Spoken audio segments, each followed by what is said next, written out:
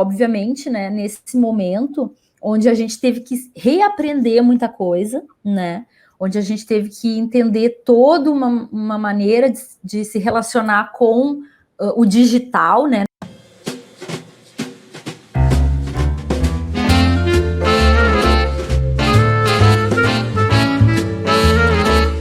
Olá, boa tarde a todas, todos e todes que nos acompanham. Esse é mais um programa do projeto de extensão A História em 60 Minutos, um projeto de extensão promovido pelo Departamento de História do Centro de Ensino Superior do Seridó, da UFRN, né, com apoio do Programa de Pós-Graduação em História, também do SERES, além do apoio da Ampul Brasil, via GT de Teoria e História da Historiografia, e da Sociedade Brasileira de Teoria e História da Historiografia, a SBTHH, né, um projeto que tem a ideia de gravar entrevistas com profissionais de história de todo o Brasil para discutir questões importantes que envolvem a nossa área e as experiências da nossa atuação em sentido geral.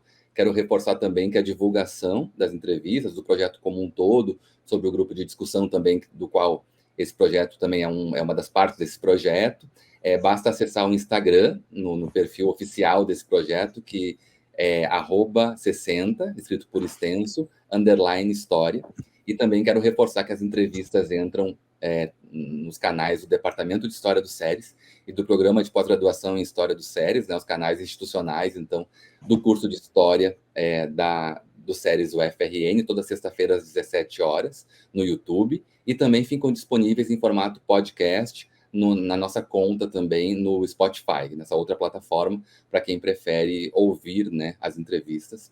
Então, eu quero reforçar então essas informações inicialmente, mas principalmente dizer de como eu estou muito feliz em receber hoje a professora Luciana Boeira, uma amiga, uma colega por quem eu tenho muito carinho, muita admiração, com quem eu tive a alegria de compartilhar assim, o processo de formação, né, na graduação, na pós-graduação, uma pessoa por quem eu tenho realmente muito carinho, muita admiração, e que tem muitas experiências importantes, né, tanto ligadas à universidade, quanto ligadas à atuação dela como professora da Prefeitura Municipal de Porto Alegre, né, da Secretaria Municipal de Educação, e também da Secretaria de Educação do Estado do Rio Grande do Sul, a SEDUC-RS.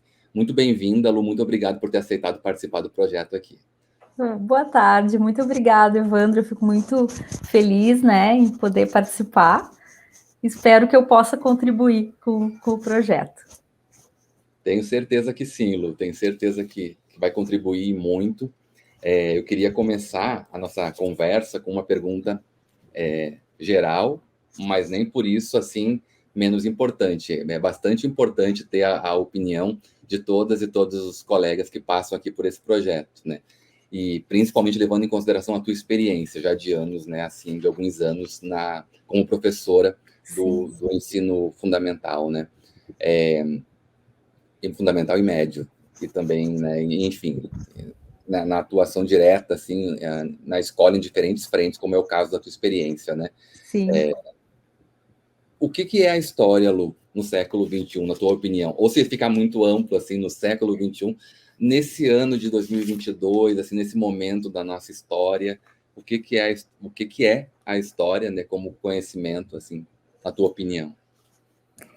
Começa com uma pergunta, né, fácil de responder, muito fácil. É uma pergunta complexa, né, bastante difícil de ser respondida. Eu diria que as certezas que a gente tinha ou tem a respeito da história, elas, a cada ano que passa, nesse século XXI, elas ficam menos certas, né? Elas viram incertezas, digamos assim, né? Então, eu me lembro que quando eu comecei a dar aula, eu tinha, né, aquela colocação do Mark Bloch, a história e a ciência dos homens no tempo, né? E eu tentava trabalhar isso, enfim, e ir por esse caminho com os meus alunos. E ao longo, né, desses últimos anos, principalmente agora, né, nesses tempos pandêmicos, né, a gente fica tão pensando assim que essas certezas, elas mudam muito, né? Como que eu vou conseguir fazer com que as pessoas prestem atenção no que eu estou dizendo, né? Que elas entendam o que é história, por que a história pode ser parte da ciência, né? Do que a história se ocupa, quais os objetos da história, né? Então, a história, ela pode ser um campo do saber, né? Como ela é uma ciência, mas ela é cheia de lacunas, né?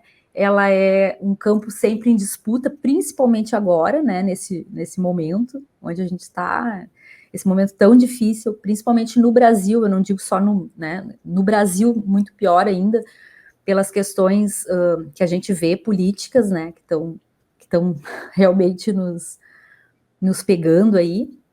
Mas eu diria assim que eu sei o que a história não é, né?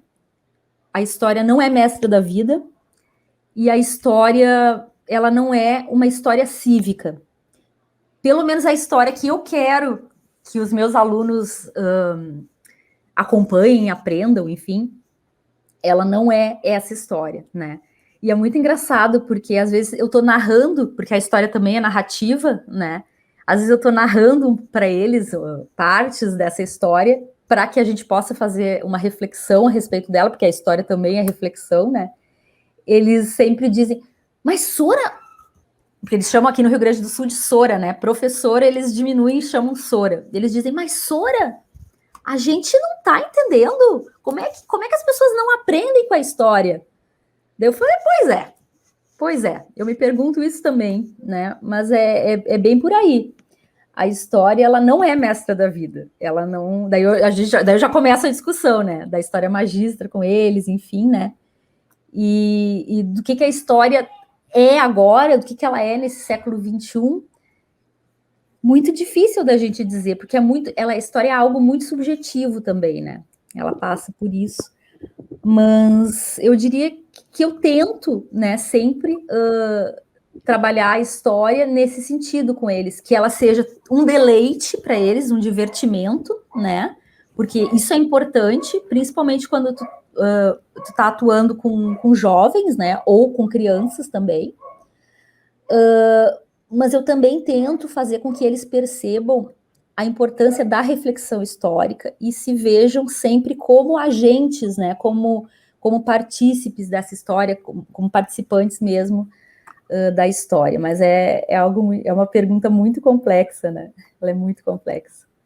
Sim, mas esse ponto que você traz é muito importante, né, Lu? Porque é justamente preciso ter algum tipo de relacionamento, né, com a história, né? Assim, quando você está dando uma aula, aí tem que ter uma ponte onde aquilo faça sentido, né? Porque esse é um outro ponto. Como é que as novas gerações se relacionam com a história, que é muito diferente, assim, né, de gerações que tiveram outro tipo de experiência na escola ou mesmo na universidade, no processo de formação, e como o mundo se apresenta agora, né? Então, um relacionamento, a construir esse relacionamento com o tempo histórico, que é algo que eu tenho ouvido e aprendido muito nessas entrevistas, assim, criar essa ponte. Eu acho que a Tamara Rodrigues também falou algo nesse sentido, que eu colocaste agora, que é justamente tem que criar um vínculo, ele não está dado, a história não é um vínculo que está dado para as novas gerações, né? Não, definitivamente não é. E muito do que a gente ouve às vezes é: professora, mas eu tenho que decorar datas, eu tenho que saber esse tipo de coisa, o ano que tal coisa aconteceu, isso aí eu tenho que memorizar.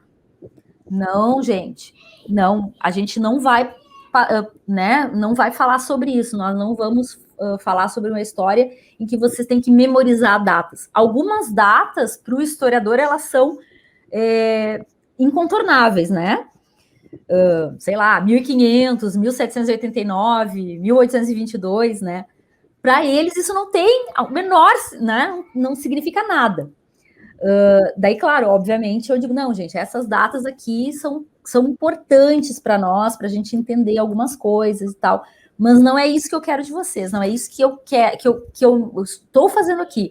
O que eu quero de vocês é que vocês entendam que a história, ela pode ser uma ciência que ajuda a gente a pensar sobre a cidadania, que ajuda a gente a pensar sobre esse século XXI, sobre a aceleração do tempo, sobre várias relações que a gente vive hoje e coisas que a gente precisa compreender para que nós consigamos viver em democracia, né? seria mais ou menos por aí, assim, que eu tento trabalhar com eles. Mas a história é muito, né? Ela é muitas coisas. Isso, é difícil resumir, assim, né, numa ideia, é impossível, eu acho, Impossível. Numa ideia única, não tem como, né, Lu? É muita coisa, mas esse é um bom ponto, assim, eu gostei da ideia de construção de uma ideia de história, né? E também a ideia, como você colocou, assim, a ideia de que a história, ela parte ela parte de questões colocadas pelos desafios da vida agora, né? Da Então, vida agora. né? Não adianta, não adianta, sei lá, eu falar sobre o Egito sem que eu consiga fazer com que eles façam perguntas desse presente para o passado, né? Senão o Egito não é nada, não é nada a não ser um divertimento ali, né? Mas não é esse o objetivo, né? Quando eu falo sobre a Revolução Francesa, eu quero que eles compreendam a questão dos direitos do homem, dos direitos humanos, e qual é a história disso, né? Qual é a historicidade disso. E não simplesmente olhar algo que aconteceu, um fato que aconteceu no passado, isolado de tudo, né? Então seria isso, mais ou menos. Sim, Para fazer com que eles compreendam essa trama, né? sim. Mais ou menos aí, por aí.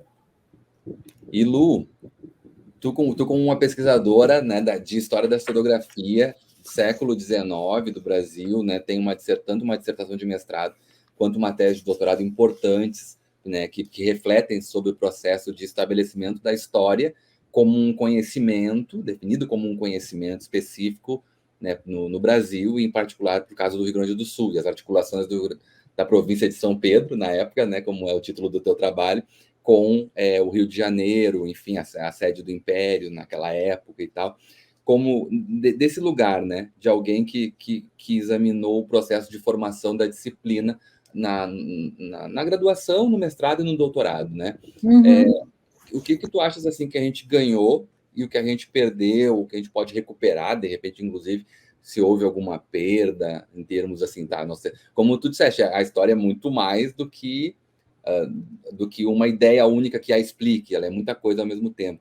Mas quando ela é disciplina, quando a história é definida como um campo disciplinar, assim, como um curso, o que tu achas que nós ganhamos com isso e o que nós perdemos com esse processo? É uma questão muito interessante, né? A história, quando ela vai se transformando, né, numa disciplina autônoma, né, ela vai se separando, né, da literatura, principalmente, né, de outros campos ali do saber, mas ela ganha um status, uma importância muito grande, né? Isso se dá ali, né, enfim, no finalzinho do século XIX, início do século XX, né? No Brasil vai se dar de uma maneira, no resto do mundo de outra, né? Aqui tem a ver com a formação do Estado-nação, né?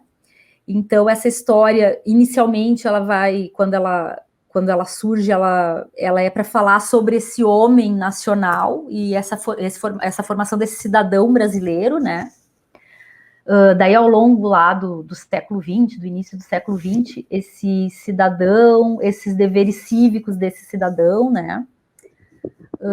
Então, eu acho que alguma coisa se ganha, assim, com isso, né? Bastante coisa, eu diria até.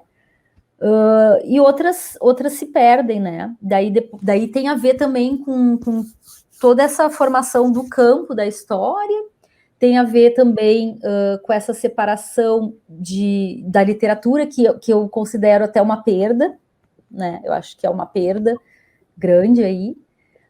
Esse professor de história, e esse historiador, ele pode não ter uma característica que ele tinha no século XIX, que era muito importante, que era daquele homem que é capaz de saber várias coisas, né? As coisas ficam muito compartimentadas, né? Elas ficam nas suas caixinhas. Então, necessariamente, o historiador ele não vai ser mais alguém que tem amplo conhecimento sobre a cultura, né? E isso, para mim, né, nesse processo, é uma perda bastante considerável, assim, se a gente for pensar. Mas a disciplina ganha bastante, né? A disciplina, ela ganha estudar história, o historiador, o papel do historiador na sociedade, né? Tudo isso é bastante importante para a nossa formação, né? Intelectual, enfim, né? Esses são ganhos bastante interessantes dessa disciplinarização cada vez maior, né? E depois, quando a história definitivamente entra para o campo acadêmico, né? As pesquisas em história, isso tudo vão ser ganhos, né? A maneira de fazer pesquisa, que passa daí pela universidade, que passa por uma série de questões, daí o historiador sendo visto como o investigador, né? Isso é importante. Eu acho que a recuperação disso é importante hoje também, né? Esse senso de investigação da história, principalmente, por exemplo, no colégio, né? Se a gente for pensar na educação básica, né? No ensino médio, agora, digamos assim, esse ensino médio do século XXI, né? Onde a gente faz e luta, né? E tem a ver com a primeira questão também, por um aluno que seja protagonista da própria história dele e protagonista de tudo que tem a ver com o conhecimento, né? Com algo que ele está adquirindo aí nessa educação básica. Nesse sentido, a investigação histórica e o papel do historiador como investigador é muito importante.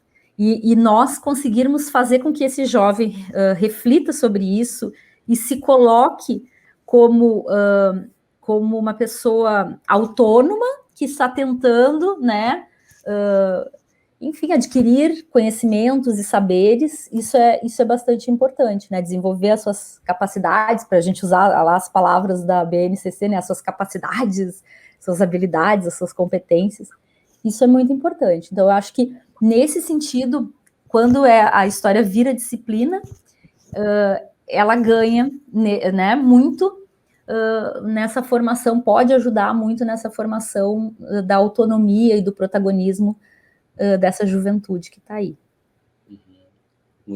Tem duas ideias, pelo menos, assim, que me chamaram muita atenção na tua resposta, Lu, que tem a ver agora nesse último ponto, de levar em consideração a ideia do historiador como um investigador, assim, a ideia de se trabalhar com a história, né, a ideia de que as coisas não estão prontas, o investigador é isso, eu não sei alguma coisa que eu vou ter que aprender, né, e eu acho isso tão importante mesmo para a formação de alguém em sentido geral. Claro. Nem só na história, no sentido, assim... de uma no sentido geral? Né? Para a vida dessa pessoa, né? Para o projeto que ela tem, para o que ela quer, para os objetivos dela, né? Eu acho que tem tudo a ver, assim.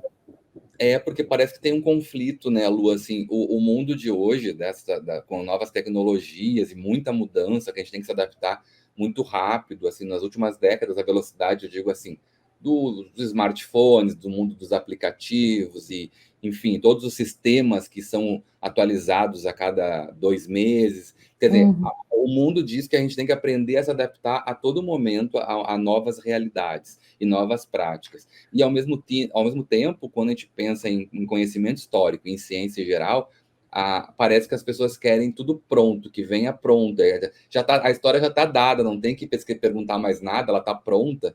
E por isso que é chato, porque já está pronto e eu tenho só que decorar, receber e aprender, né? E, na verdade, não. Como tu disseste, a ideia do investigador é justamente, olha, a gente não sabe ainda, a gente vai estudar justamente porque a gente não sabe. Há muita coisa e a gente tem que desconstruir essa ideia de que está tudo pronto, né?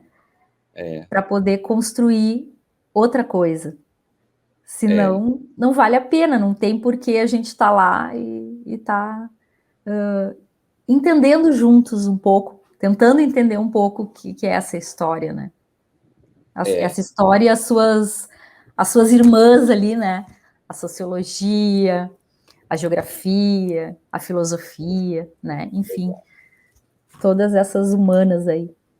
E tem ainda também um outro ponto importante que você traz, assim, que é a ideia de que, como no campo da pesquisa, a gente evoluiu muito, a gente está muito consolidado, assim, em termos de pesquisas de boa qualidade, de bons resultados, cada vez mais consolidado as nossas questões, e foi legal que na tua fala tu apontaste para as 3, assim, aí colocou, a pesquisa é um ponto muito forte, mas tem as questões que envolvem o ensino de história, os desafios que estão colocados para o ensino propriamente, e quando tu falaste também da história na cultura, assim, um sentido mais amplo de história, que é a história circulando na sociedade, no mundo, na vida da gente, né,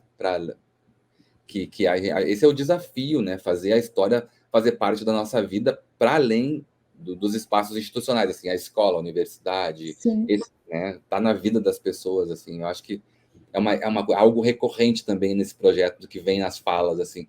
Precisa um esforço de fazer, como a gente sabe que é importante para a vida, a história, né? No nosso caso, por uma questão profissional, mas para além também, né? O filme que a gente vai ver, a série que a gente vai ver, os lazeres que a gente vai gostar, os jogos que a gente vai jogar, as conversas que a gente vai ter com as pessoas, enfim, tudo que diz respeito à vida da gente, né? Então, é muito, muito legal pensar sobre isso, desse ponto de vista. E é interessante, eu me lembrei só de uma coisa que aconteceu esses dias. Eu tenho agora como eu tô numa das minhas, um dos meus empregos, né, que eu tenho 2, né, num deles eu tô na direção de escola agora, né, então eu fico afastada da sala de aula e eu tô exercendo esse papel, né, de vice-diretora do município, né, onde eu lecionava história no ensino fundamental e no ensino de educação de jovens e adultos, né, na EJA, à noite. Mas, enfim, eu estou afastada nesse momento da sala de aula. Mas, no ensino médio, né, eu sou professora, 20 horas, manhã, no turno da manhã. E esses dias eu estava tentando, né, conversar um pouco com os meus adolescentes do primeiro ano do ensino médio, que para mim são alunos de ensino fundamental ainda. Por quê? Porque eles são alunos do tempo da pandemia, né? Então, nesses últimos 2 anos, pelo menos, eles ficaram fora de uma sala de aula mais formal, digamos assim, né? Eles tiveram, enfim, uma educação híbrida, que a gente sabe que é bastante falha, né? É uma educação que tem lacunas enormes, né? Enfim, então é um aluno que ainda a gente tem que trabalhar ele no sentido de colocar ele nesse ensino médio, né? E daí um deles olhou para mim e disse assim: eu gosto muito da sua aula, professora, porque a senhora sabe tudo. Daí eu disse: como assim eu sei tudo? Ah, a senhora é professora de história, né? Professor de história sabe tudo. Eu nunca vi, a senhora sabe as datas das coisas, a senhora tem uma memória que eu vou dizer uma coisa para a senhora, eu nunca vi, uma coisa impressionante. Isso me impressiona muito. Como que a senhora consegue saber tanto? Daí eu falei para ele: não, mas eu não sou uma enciclopédia ambulante. Aliás, é isso que eu não quero ser, né? E eu não quero que vocês também sejam enciclopédias ambulantes. Eu quero sim despertar o interesse para que vocês consigam pesquisar e ir atrás das coisas. Eu não quero ser aqui para vocês a enciclopédia, o Google, a Wikipédia de vocês, onde vocês vêm e pesquisam ali, e eu vou ter a resposta pronta. Não, a gente tem que construir ela juntas. Mas quando vocês me perguntam algo, eu tenho a ideia de que é importante que eu também saiba discutir os assuntos com vocês. Mas o que eu não souber, eu vou tentar aprender com vocês também, da mesma forma que vocês aprendem comigo. E aquilo chamou muito a minha atenção, porque eu pensei assim: nossa, eu não quero isso, eu não quero ser vista como aquela que tem o conhecimento, que sabe as coisas, né? Não, eu quero instigá-los a investigar, né? Essa é a minha ideia. E então eu também tenho que me mostrar como alguém passível de aprender, né? De aprender com eles. Daí, na hora, eu disse: não, eu vou ter que improvisar alguma coisa. Daí eu olhei para eles e disse assim: eu quero que vocês me ensinem agora gírias da época de vocês, porque as minhas gírias estão antigas, né? Daí até uma brincadeira que nós fazíamos, né? As gírias idosas. Daí eu comecei a falar, coloquei no quadro gírias antigas e pedi que eles me ensinassem gírias mais atuais, assim.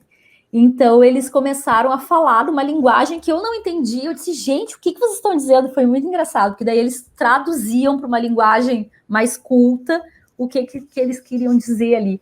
Eu disse, mas onde será que nasceu isso? Daí, então, agora a nossa próxima, né? A gente está fazendo uma pesquisa que é essa: onde teriam nascido essas gírias? E eles estão pesquisando, né? Como elas começaram a ser faladas, se aquelas palavras não existiam, qual era o sentido inicial daquelas palavras, né?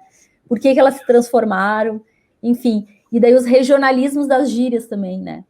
Será que no Nordeste do Brasil é a mesma coisa que no Sudeste do Brasil ou no Sul do Brasil essas gírias? Enfim, isso está chamando a atenção deles. Eles estão pesquisando sobre isso, né? E daí a gente está vendo também que a professora não sabe tudo, que ela não é uma enciclopédia ambulante e que não é esse o objetivo. Então, isso é uma coisa que está chamando bem a atenção deles. Assim. Muito legal, Lu, muito legal isso, porque a ideia de tornar acessível, te sair dessa ideia assim, de como se fosse assim um privilégio de algumas pessoas, né? No caso, você detentora, e eles também, você também pode saber, assim, muita coisa, é só pesquisar. Muita coisa, é só pesquisar. E daí é uma maneira também de instigá-los a pesquisar, né? Não, vamos pesquisar juntos, eu vou ensinar vocês a pesquisar. Não, mas como é que se faz uma pesquisa dessas? Ah, a gente pode usar o Google para outras coisas, a gente pode, de repente, visitar a biblioteca, ver nos livros como é que era em determinado período, né? Como é que se escrevia, vamos pegar um autor e vamos ver. Então, eles estão vendo em várias frentes, né? Nos filmes, nos romances históricos, como é que era usada a linguagem, assim, né? Então, está indo para uma coisa maior. Era só uma coisinha que surgiu ali na sala de aula, porque a professora não queria ser vista como a detentora do saber, para que eles... e nasceu, assim, e assim as coisas vão nascendo também, né? Isso. Aquela sensação também, né? Criar uma experiência de que eles também trazem coisas para a sala de aula, para a aula de história, né? Isso é bacana também. Isso é importante, né? Da gente aproveitar as experiências dos alunos também, para que eles compreendam que saber coisas também tem que vir da experiência que tu já tem na tua vida. Tu pode trazer isso para a escola, né? Tu pode... esse saber, ele pode ser compartilhado também, né? Isso Sim. é bem, bem importante. Outra coisa que é legal de fazer também é quando a gente trabalha com lendas, né?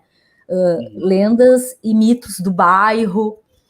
O que você sabe sobre o seu bairro, sobre o lugar que você nasceu, né? O que você pode me dizer dele?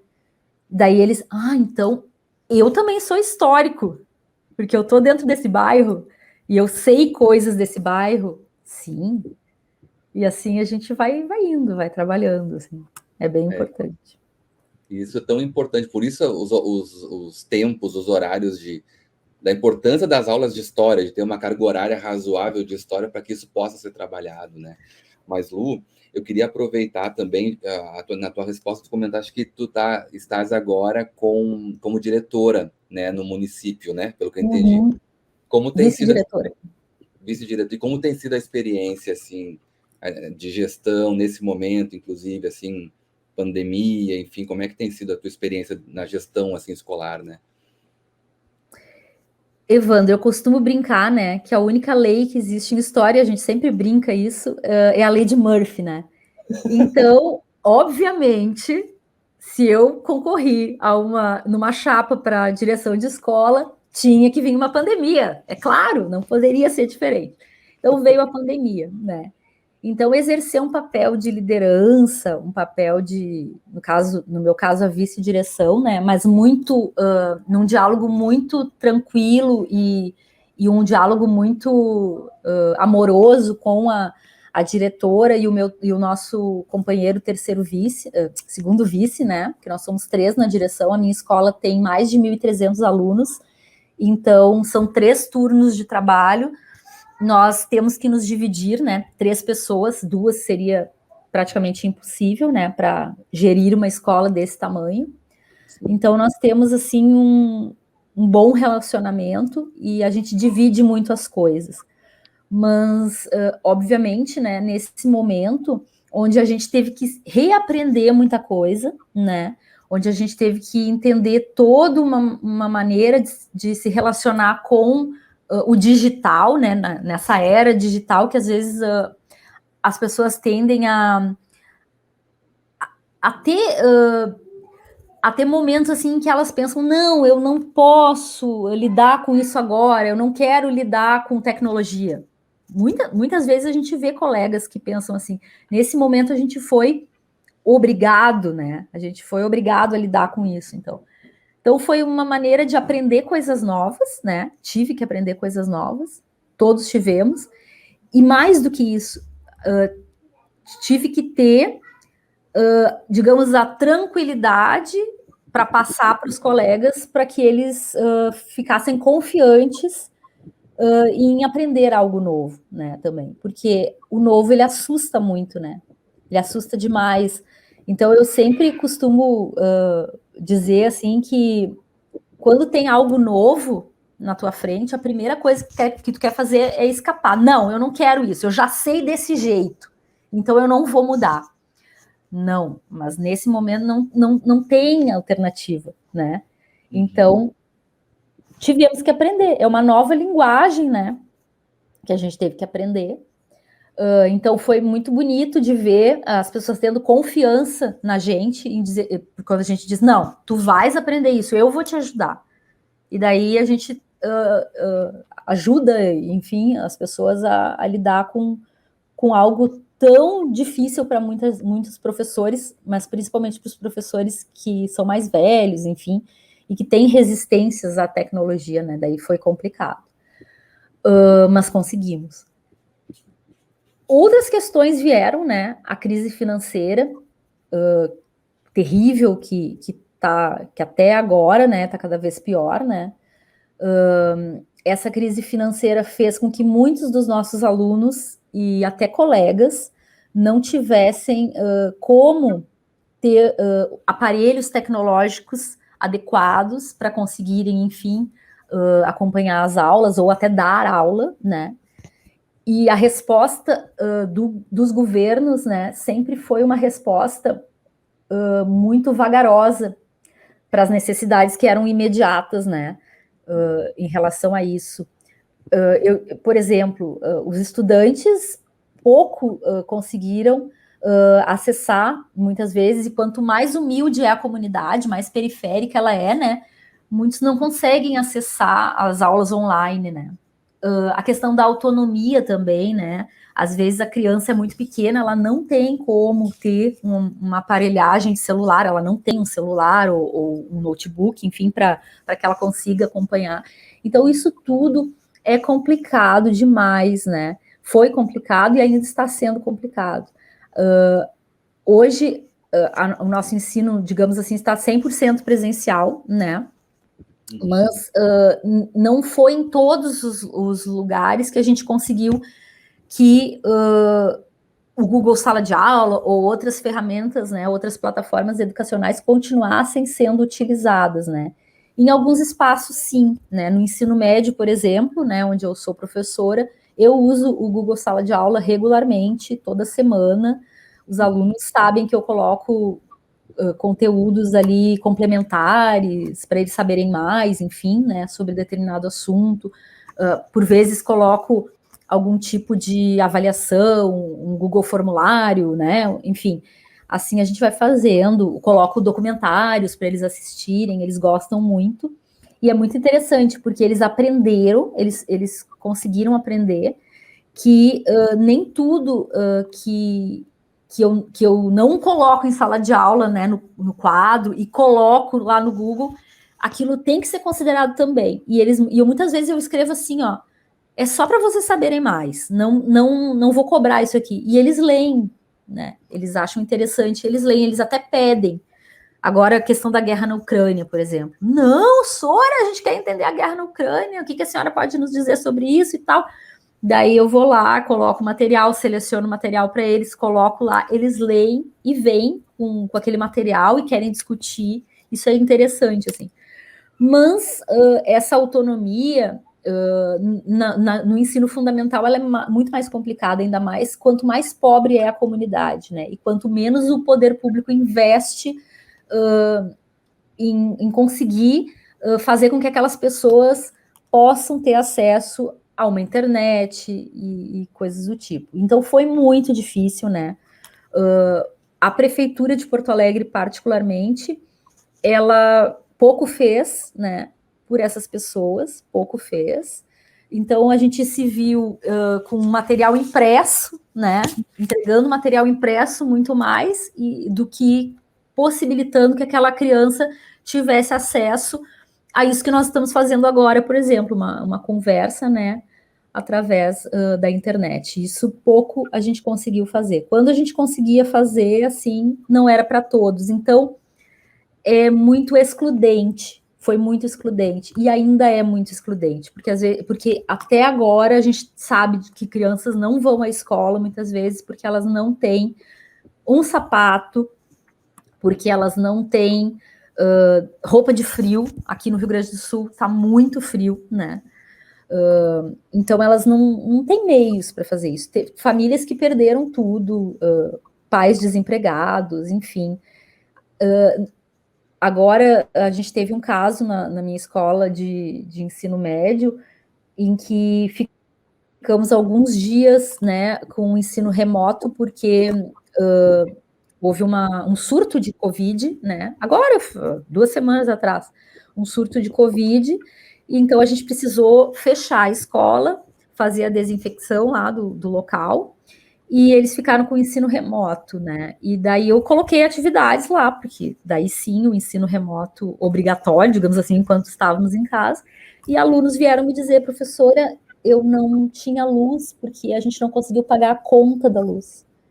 Então eu não consegui acessar a sua aula, né? Ainda há chance, a senhora deixa com que eu faça a atividade, eu vou na casa de alguém para fazer a atividade. Eu ainda não tenho luz, eu não vou ter esse mês todo, mas eu posso tentar ir na casa de alguém no final de semana para colocar ali o meu celular para carregar e fazer a atividade. Então, a gente tem que lidar com esse tipo de precariedade, com esse tipo de problema, de perda, né, de desigualdade, e isso dói, é muito dolorido, é muito triste, e a gente também tem que refletir sobre isso em sala de aula, né? Também tem que fazer. Por exemplo, eu dedico boa parte do segundo ano do ensino médio a falar sobre a Revolução Francesa. Eu acho que é o tema mais importante, né, que a gente tem no segundo ano do ensino médio. Nós precisamos falar sobre a Revolução, porque ela é a base para a história contemporânea, ela é um processo histórico muito complexo e que merece toda uma investigação por parte deles, né? Então, essa semana mesmo, a gente estava falando sobre isso, e daí a gente estava falando sobre a Declaração de Direitos do Homem e do Cidadão. E eu disse assim para eles: vamos ler os principais pontos, né, dessa declaração, e eu quero que vocês me expliquem cada um desses pontos.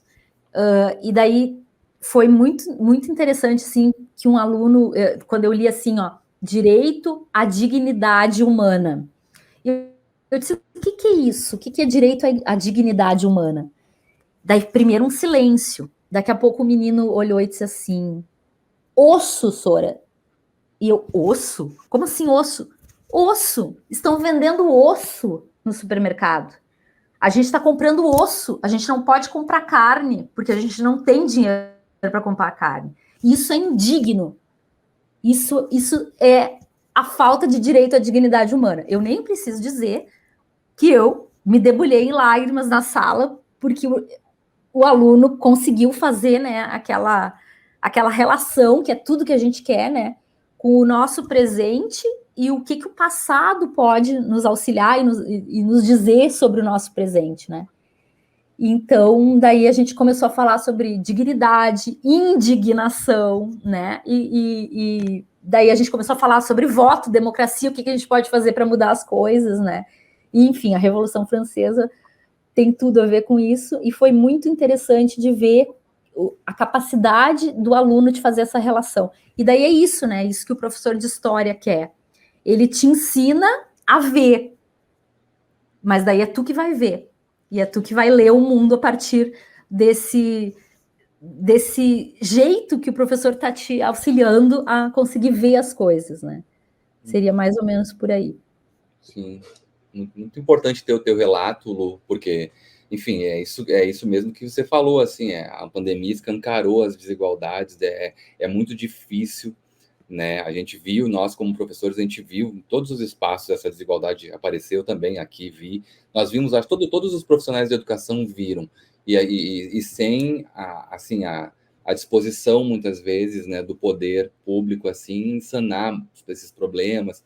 Isso é muito difícil. Eu fico imaginando o desafio que é gerir uma escola com 1.300 alunos, uma escola grande, num contexto como esse. Que experiência, assim, claro, ao mesmo tempo enriquecedora em termos de experiência, mas difícil, eu imagino, de ver muitos problemas ao mesmo tempo, né? É muito complexo, principalmente com a questão da fome, né? A fome é gritante e a gente vê ela todos os dias, né?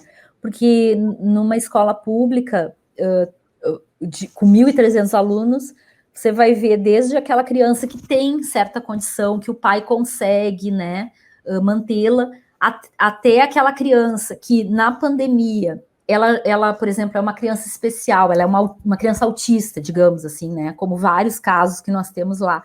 E essa criança já tem dificuldade para estar na escola, para entender os saberes da escola, não consegue se alfabetizar muitas vezes, né? E como essa criança vai passar por esse momento de pandemia, sendo que o pai e a mãe dela, ou às vezes só a mãe, porque muitas vezes elas são criadas, né, as crianças são criadas só pela mãe. A comunidade ali, você já trabalhou na Restinga, sabe bem, né, Evandro, como é a comunidade da Restinga, que muitas vezes o pai desaparece e é uma comunidade onde a mulher ela tem um papel muito forte de mantenedora do lar, enfim, né? A gente vê a dificuldade dessas famílias, né? Como lidar com isso, como lidar com quando o Estado não está presente de maneira nenhuma, né, na vida dessa pessoa, só a escola é aquele porto seguro, e daí tudo fecha, né, como aconteceu agora, e ela não tem nem a escola para dar aquele auxílio, aquele apoio, né, é muito complicado. Ela não sabe o que fazer com aquela criança, quais os tratamentos que ela pode ter para o filho, por que o filho dela é diferente das outras crianças, por que ele não aprende como as outras crianças, que tipo de aprendizagens fazer com esse aluno, né, com essa criança. E daí a gente tem que lidar com a angústia, não só nossa, quanto a angústia alheia, né? Uhum. E os colegas também, né, que muitas vezes adoecem, né? Muitas vezes não, acho que todos os colegas adoecem. Se você me disser assim, as pessoas estão bem? Não, elas não estão bem, ninguém está bem, né? Ninguém está bem. A gente está tentando voltar, né, agora, pouco a pouco, a conseguir ficar mais tranquilo, mas o medo ainda de uma infecção por coronavírus ainda existe, claro, né? E isso é gritante, principalmente para essas comunidades mais pobres, porque elas sabem que se elas ficam doentes, o hospital que vai atendê-las está lotado e muitas vezes não vai ter um leito para elas. Então elas sabem que para elas ficar doente é pior que ficar doente no bairro dos ricos, né? Sim. Então isso também a gente tem que lidar com isso também. Foi isso que eu imaginei quando tu falava, assim, eu fiquei pensando, nossa, são muitos problemas ao mesmo tempo, de muitas naturezas, com que precisam de soluções variadas, algumas possíveis, outras não, mas outras não. E o problema fica ali colocado, né? Mas, Lu, queria aproveitar o tempo que nós temos ainda e eu queria, na verdade, associar aqui duas questões, assim, também, que eu não queria perder a oportunidade de te ouvir. Duas questões bastante atuais também, que estão colocadas assim, dá para a gente associar claramente a esse contexto da pandemia, um pouquinho mais talvez, mas que tem tudo a ver com esse nosso momento. Eu queria te perguntar sobre, assim, nessa dimensão do ensino de história, como é que tu avalias assim os currículos, aquilo que a gente aprende no processo formativo, quem passa por curso de história, sobretudo licenciatura, né? o que se aprende e o que isso permite ou não um trabalho mais efetivo na sala de aula das escolas. Você tem alguma opinião sobre isso? E também associado a isso, que também tem a ver com o nosso campo profissional, formativo e profissional, como é que tu avalias o reconhecimento da profissão de historiador, que chegou de uma forma quase inusitada, né, no ano de 2020, sim, há quase 2 anos atrás. Como é que tu avalias assim, esse reconhecimento, que era uma coisa que a gente ouvia falar na graduação, ouviu ao longo da formação inteira, né, mais de 10 anos das nossas vidas, e que agora se concretizou assim, nesse momento. Como é que tu avalias esses 2 pontos, assim, processo formativo, currículos, e processo de reconhecimento da nossa profissão? Acho que eu vou começar pela questão do reconhecimento da profissão de historiador. Depois eu volto. Eu avalio como muito positivo, né? Como tu bem falaste, a gente recebeu com surpresa, né? Havia toda uma discussão. Será que esse governo, desse ser, vai ou não, né? Reconhecer a nossa profissão? Daí a gente tem que pensar, né, que desde a década de 60 que isso é discutido, na verdade, esse reconhecimento da profissão de historiador, né? E realmente, como tu disseste, nós particularmente vimos isso juntos na nossa graduação e depois na pós-graduação, né? E nesse momento, eu acho que muito importante, mas ao mesmo tempo, eu fico me perguntando que neste governo isso foi dado, né? Esse reconhecimento também, porque na verdade há fatores que contribuem para que pessoas mal intencionadas e que são pessoas que negam, né, negam a história disciplinar, científica, ética, elas ganham certa parte com isso, né? Então, principalmente porque após 5 anos ali, né, tem ali uma parte da lei que diz que após 5 anos a pessoa tem um reconhecido saber ali e pode ganhar também, né, o reconhecimento como historiador. Então, muitas dessas criaturas negacionistas, elas se aproveitam dessa pecha, né, para também, digamos assim, ter esse reconhecimento como historiador, o que é bastante complicado, né, para nós. Mas, ao mesmo tempo, nossa, ganhos enormes a gente tem, né, nesse reconhecimento. É tranquilizador, em certo sentido, para nós sabermos que a nossa profissão ela está reconhecida, ela está mais valorizada, né? Talvez agora também o mercado de trabalho ele se abra mais, né, para o historiador. O historiador tem outras possibilidades, né, de atuação, ele tem esse reconhecimento aí.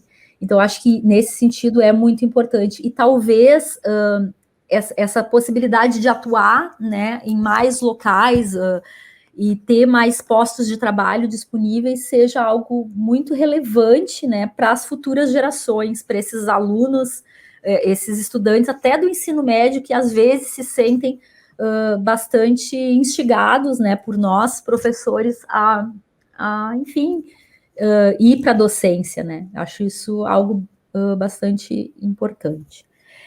Bom, a respeito, né, da questão do currículo, eu estava pensando que, a princípio, eu pensei, nossa, essa é a questão, né, eu acho que mais difícil de ser respondida por mim, porque desde eu saí da universidade, né, quando eu concluí meu doutorado em 2013, e daí já fui direto para atuar na educação básica, né.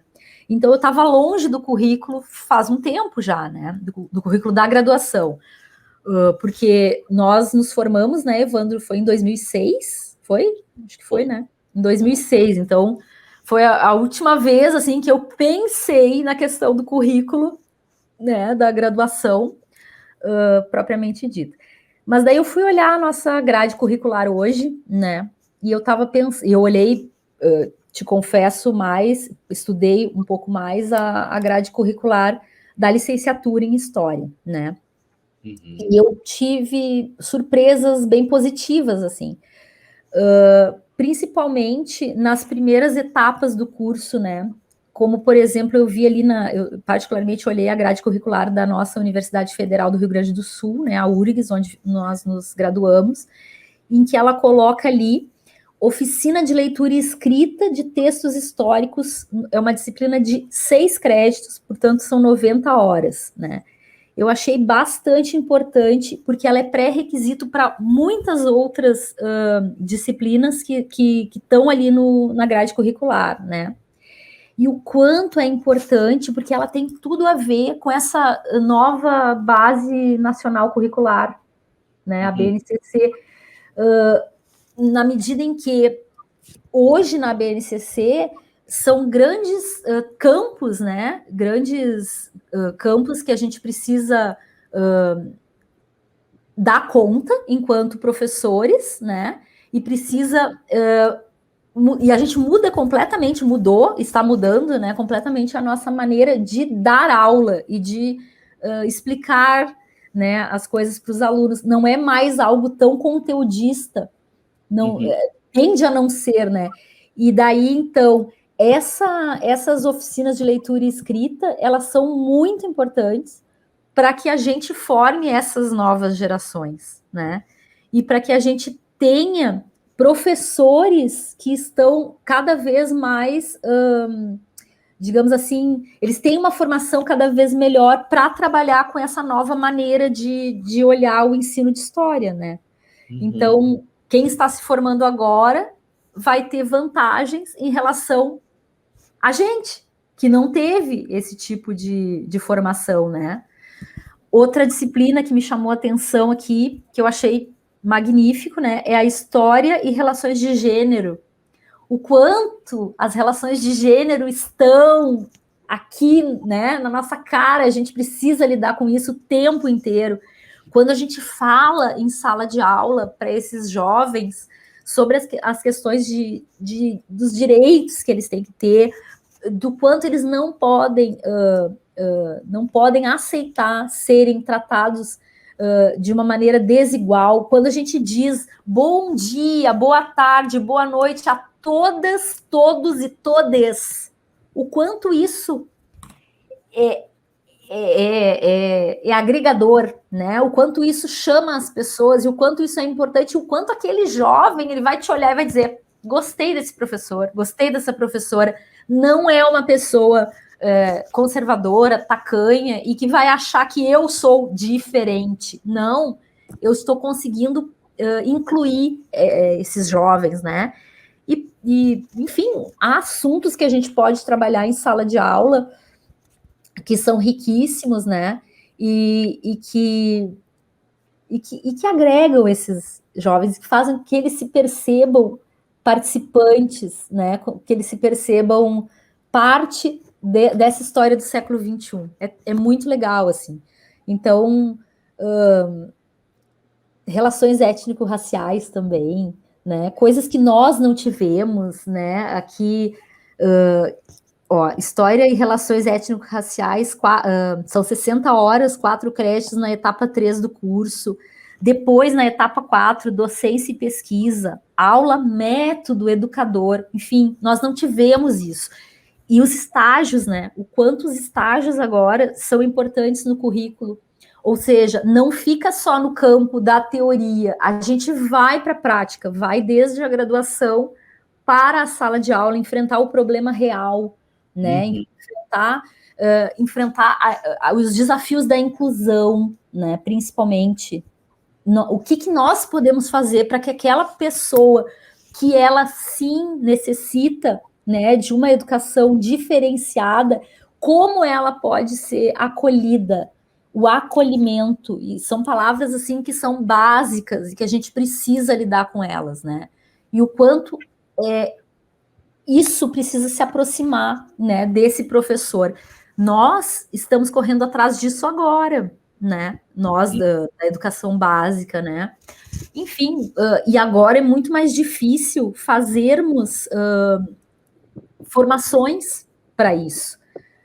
Muito porque o governo não nos possibilita ou nos possibilita muito pouco que a gente tenha um período de estudo, né, quando a gente está atuando na educação básica.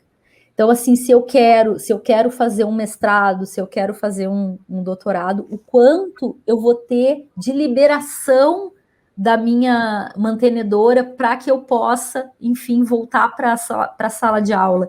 Nós sabemos o quanto isso é importante, que a gente sempre esteja estudando, lidando com os fatos que estão acontecendo nesse momento, tentando nos atualizar, né? Em relação aos currículos e tal, e o quanto é difícil, porque falta professor em sala de aula, as mantenedoras não conseguem fazer concursos, muitas vezes elas não fazem, elas fazem esses contratos temporários, essa precariedade do ensino, onde o professor ele não vai, então, se vincular definitivamente àquela instituição de ensino, ele vai, porque ele sabe que ele vai embora, então ele não constrói um projeto. E o quanto isso é absurdo e contraditório, porque se nós temos um currículo, uma BNCC, que está dizendo precisamos trabalhar através de projetos, precisamos trabalhar dessa maneira, onde o aluno investigue, onde o aluno construa vínculo, a gente está negando ao docente construir vínculo, a gente está negando ao docente ter um tempo para estudar, né? É uma luta absurda. Nós, agora, por exemplo, no município de Porto Alegre, ainda não sabemos se vamos ter para o pessoal da equipe, né, supervisores, coordenadores, diretores, um período de planejamento fora da escola. É só o professor que está em sala de aula que tem garantido 4 horas de planejamento fora da escola. Veja, nossa, isso é um absurdo. Então, a nossa luta agora como diretores, e nós acreditamos que a gente vai conseguir, né, é que a gente consiga fazer com que essa nova secretária da Educação do município se sensibilize a ponto de conceder algo que é um direito vital de todo educador, para que ele possa investir na sua formação continuada, sempre, porque senão não tem como. Senão a gente vai ver pessoas, como a gente vê todos os dias nas escolas, dizendo assim, eu não vou fazer material diferenciado para esse aluno. Não me interessa, eu não aprendi isso na faculdade. E as pessoas dizem isso. Sim. Então é muito difícil lidar com o diferente, o novo. Aquilo que eu disse para ti. O quanto Sim. O novo dá medo nas pessoas. Dá muito medo.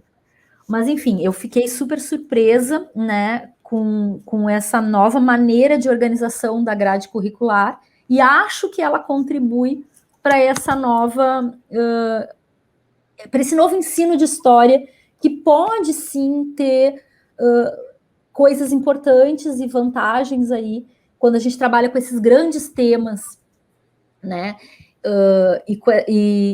Enfim, com essa maneira diferente de trabalhar as coisas, né? Diferente daquele conteúdo que era tão tacanho, né? Na verdade. Muito presa a ideia de... Não sei se tacanho é a melhor palavra, mas enfim, é uma maneira de educar diferente, uma maneira de educar que é diferente tanto para o educando quanto para o educador, né? Eu penso assim. E que a gente pode ter muitas vantagens. E a questão da prática, né? A prática. Os estágios são importantes. Eu nunca deixo as minhas estagiárias sozinhas. Todo mundo diz, né? Ah, eu vou ter estagiário, que bom, agora eu vou ter um tempo para ficar na sala dos professores. Não fica na sala dos professores. Ajuda a tua estagiária, forma bons professores. Fica ali com ela, dá um auxílio, né? Claro, vai deixar ela dar aula também, não vai ficar, né, querendo... Mas auxilia essa pessoa. Ela também, ela pode te ensinar muita coisa e você pode aprender muita coisa com ela, assim, né? Então, recebe essa pessoa que está cheia de gás e tenta, enfim, absorver um pouco disso e ajudar ela com... Vamos ser mais, sei lá, mais receptivos, colaborativos. Outra palavra interessante, né? Vamos ser mais colaborativos. Eu acho que isso é importante.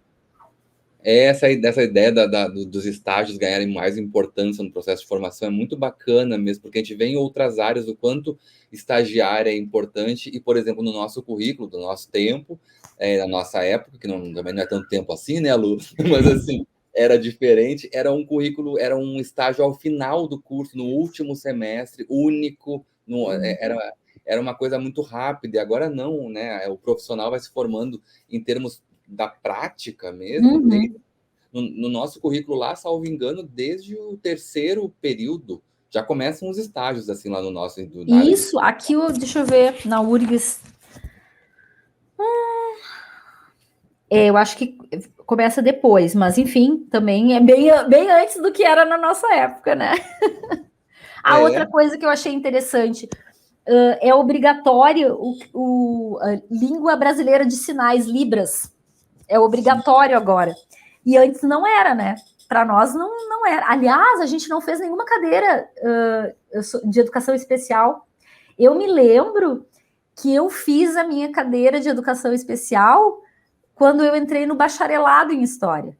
Porque daí, sim, foi depois, foi muitos anos depois, então eles já estavam... Mas também não era obrigatório ainda. Eu fiz porque eu estava em sala de aula e eu via necessidade. Assim como...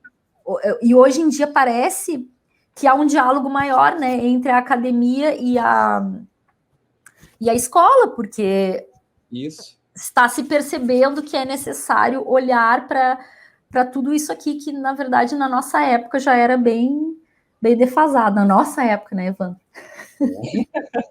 Isso é muito bom, isso é um ponto positivo mesmo a ser destacado, a renovação dos currículos nesse sentido também, né? Mas, Lu, a conversa está ótima, eu conversaria contigo como muitas vezes tivemos a oportunidade nessa vida por muito mais tempo, mas eu queria aproveitar e colocar uma última pergunta. Acho que nós falamos de muitas coisas importantes aqui, né? Acho que tu trouxeste muita coisa importante para a gente pensar a partir das tuas experiências, até porque é importante destacar, né? Teve a experiência no doutorado como bolsista reúne de ministrar aulas por anos na graduação em História da Universidade Federal do Rio Grande do Sul. Depois teve a experiência no município, que é um tipo de experiência, né, na rede municipal de ensino, também na rede estadual de ensino, que é outra experiência, os públicos variam em termos etários, em vários sentidos, eu imagino, ser experiências diversas, né? Então, você tem muito a contribuir para um projeto como esse, que quer pensar os problemas, principalmente do ensino, que eu acho que é o nosso ponto, né, do ensino de história.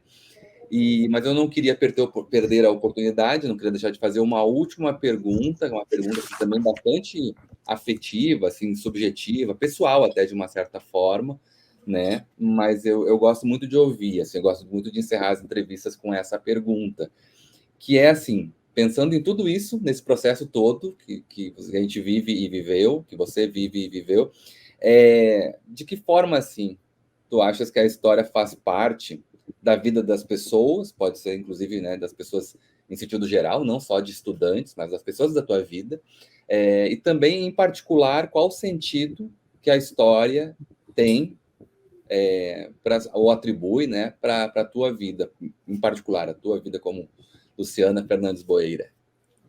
Nossa! Eu acho que é tudo, né? Tipo, a história, para mim, ela é a maneira com a qual eu penso o mundo, né? Que eu penso o mundo através da história. É imbricado, é uma coisa assim que não tem, eu não consigo nem pensar. Tudo eu penso historicamente, e é uma coisa que me acompanha há muito tempo, né? Não sei, porque antes de eu ser historiadora, eu fiz outra graduação, né? Eu sou atriz, eu sou formada em teatro pela URGS também, né? Um curso de 4 anos que eu fiz, né? E nesse curso, essa necessidade de entender o ser humano, de entender o homem, né? E, na verdade, a história, ela veio a complementar isso. Não que ela já não estivesse lá. ela já estava lá, né? Porque eu sempre, quando tentava entender algum contexto cultural, teatral, enfim, de determinada época, eu sempre ia e recorria à história, ao entendimento histórico, a isso que a história pode trazer para a gente como campo do saber, né? Enfim, então eu sempre tive a história, tanto a narrativa histórica, enfim, como uma aliada, digamos assim. Então, eu acho que tudo na minha vida tem a ver com a história, assim, né? Ela me forma, e eu formo ela, sei lá, a gente vai indo. Nós estamos unidas, assim. Mas é isso, eu acho que eu penso o mundo através da história. Acho que sim. Então, ela tem uma importância vital na minha vida, não tenho nem o que dizer, né? Assim, eu até me emociono em falar. O tempo todo eu penso historicamente e tento me colocar e colocar, entender e ler o mundo assim. Eu acho que eu leio o mundo assim. Acho que é mais ou menos por aí. Por isso que é difícil até às vezes de eu teorizar sobre ela, né? Porque ela é tão presente que é o jeito de eu lidar, enfim, de me perceber como sujeito. Acho que sim. Acho que é mais ou menos por aí. Mas isso é muito bom. Essa tua última fala deixa assim, fecha com chave de ouro, porque é justamente, né? A gente discute tanta teoria o tempo inteiro nos eventos, enfim, a gente fala muito em teoria da história, mas essa é a teoria interessante, né? A teoria que está ligada diretamente às nossas experiências, né? Tem a ver muito com esse traço assim que eu acho que tem na tua fala de uma responsabilidade com o trabalho, né, com o trabalho como educadora, mas também como historiadora, né? Eu acho que isso é muito importante, tem toda uma carga ética colocada. Isso, é isso que eu ia dizer. Eu acho que essa questão ética, né, ela sempre tem que estar presente, né, em tudo que a gente faz, assim. E a questão reflexiva, o que eu estou fazendo, né? A questão reflexiva a respeito do meu trabalho, do que eu faço, de quem eu sou, né? Acho que isso tem tudo a ver, assim. A gente não Seria por separa, aí. Não. a gente não separa e isso é muito legal, né? É muito legal. Sim. E é muito importante, assim. Lu, adorei a nossa entrevista, adorei todas as tuas contribuições, foi muito bom, muito bom te ouvir, que bom assim eu poder, né? Que bom que a tua vida transcorreu dessa forma, com essas experiências todas que tu relataste agora, o curso de teatro que a gente não tinha falado ainda, e o quanto tem a ver a arte com a história, e acho que a gente falou um pouco isso também, né? Na tua vida se associou, se entrelaçou no teu processo de formação, né, e tal, o teatro, a história. Sempre pela questão da investigação, né? Quem é esse homem, essa mulher, esse homem em sentido amplo, né? Quem é esse ser humano do século XXI, do século XX, né? Tem a ver, século XX, porque quando eu fiz a graduação era século XX, mas tem a ver, já sou velhinha, mas tem a ver com isso, né? Essa investigação do ser humano tem a ver com a história, tem a ver com a cultura, com a arte, né? A cultura como forma de trabalho, a arte como forma de trabalho, e essa forma de trabalho sendo a gente. A gente tem que se perguntar muito sobre isso, né? A gente tem que se perguntar porque é urgente, o mundo está mudando muito e a gente precisa de respostas adaptadas para esses desafios. Então, assim, nem sei como te agradecê-lo. Foi muito bom. Eu que agradeço. Eu que agradeço. Muito. Eu não faz tempo assim que eu não consigo parar para pensar e para colocar as ideias que às vezes estão borbulhantes numa fala, né, articulada. Nem sei se consegui articular tão bem quanto gostaria, mas tentei. E esses momentos de reflexão, eles são importantíssimos e são eles que fazem com que as coisas, enfim, continuem, mudem, espero para melhor sempre, né? Mas é isso aí, a gente vai indo, vai tentando nesse mundo difícil, tentar encontrar espaços de saber, de conhecimento, de cultura. Vamos indo. Conseguiu sim, Lu. Pode ficar tranquila, conseguiu. Tu sempre consegue. E muito obrigado mesmo. Foi excelente que a gente tenha outros momentos assim. Muito obrigado pela contribuição com esse projeto, que tem me deixado muito feliz de poder ouvir os amigos, os colegas, enfim. E hoje foi mais um dia feliz também por conta da nossa entrevista. Muito obrigado mesmo. E então eu me despeço, né, de quem nos assistiu, vai nos assistir no futuro também. E na semana que vem, na sexta-feira, às 17 horas, vem uma nova entrevista com uma nova convidada ou convidado. Tá bom? Muito obrigado e até a próxima. Tchau, tchau. Tchau, tchau. Beijo.